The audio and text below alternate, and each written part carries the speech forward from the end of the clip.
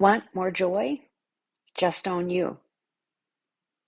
Sounds easier perhaps than it is.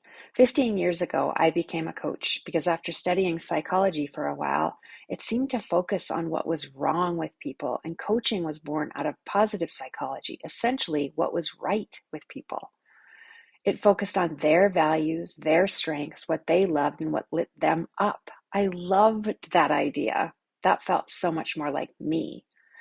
As I've coached over the years, I've witnessed the power of people coming home to themselves and living and leading their lives from that space, which is my absolute joy spot. It's not always easy work for them or for me. And as I live more in alignment with myself, there's always joy when we do it. I was sitting in a session with my own coach when she invited me to participate in a quiet visualization. At the time, I was going through a hellish divorce, and I wasn't feel joyful at all. I was struggling. But as I dropped into the silence, something unexpected happened, and it became very clear. I was here to spread joy. It shocked me. Joy felt so far away from where I was.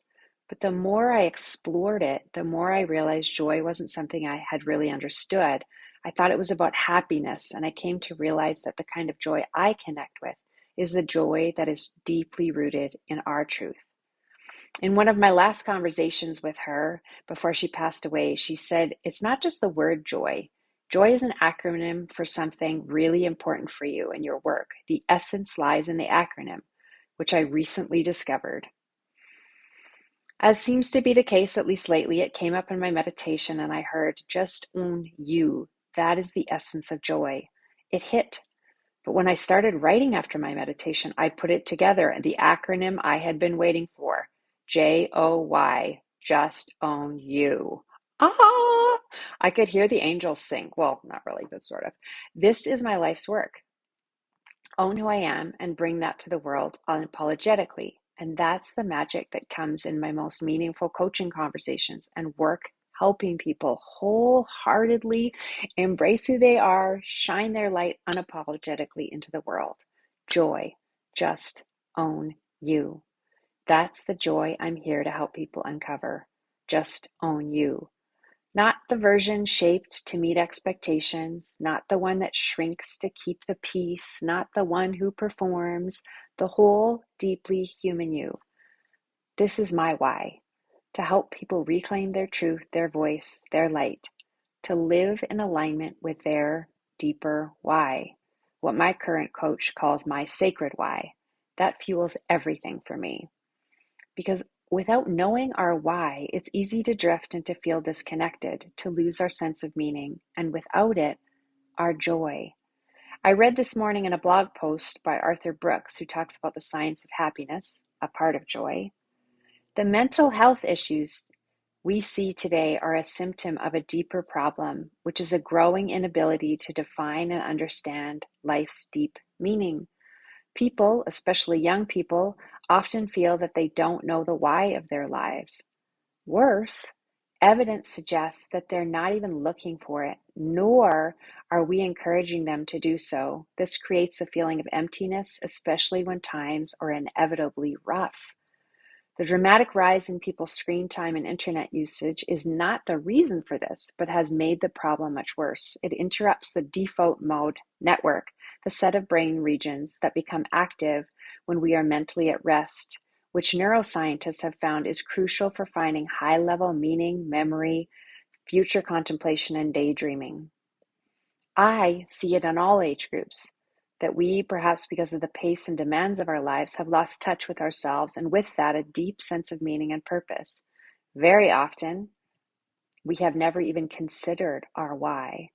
The truth is, we don't find the why in our busyness. We don't uncover our joy in the hustle or noise. We find it in the quiet. Sometimes that's the space created with a support or a good friend who invites deep conversation and contemplation, or a coach. I know I would be lost without the support of my coach, or a therapist. Something that has been helpful for me lately is meditating to specific songs and then journaling with what comes up. And this is something that we do in the womb as well. If you want to give it a try, you can sit and listen to this song and see what comes up. Listen to it once a day, see what shows up each day. As Not your standard meditation music, as it's a sweet number by my favorite band, Earth, Wind, and Fire.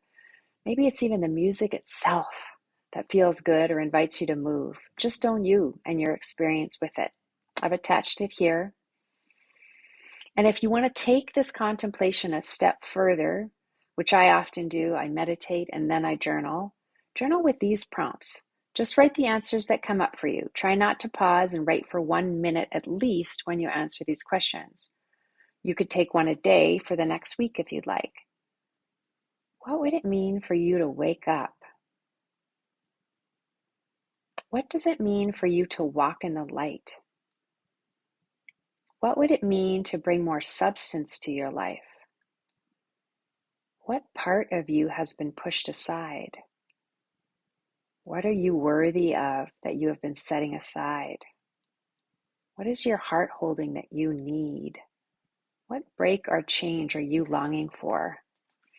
And when you're done, what did you learn about yourself from working through this prompts? And what's one thing you'll do as a result? Even a minor change could move you closer to the joy you deserve. Hit reply. Connect with me. Send me a message. Tell me if you need some support.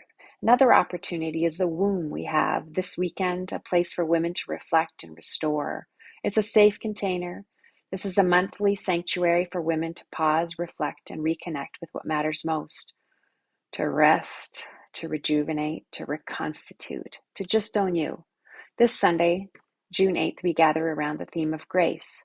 Not perfection, just presence. Not striving, not fixing, but coming home. You're invited. If your heart is whispering that it's time to reclaim your joy, then come. There's space for you.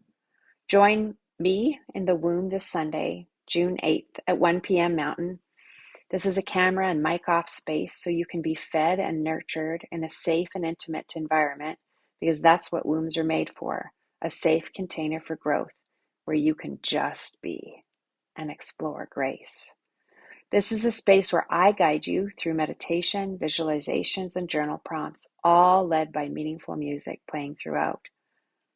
I'll attach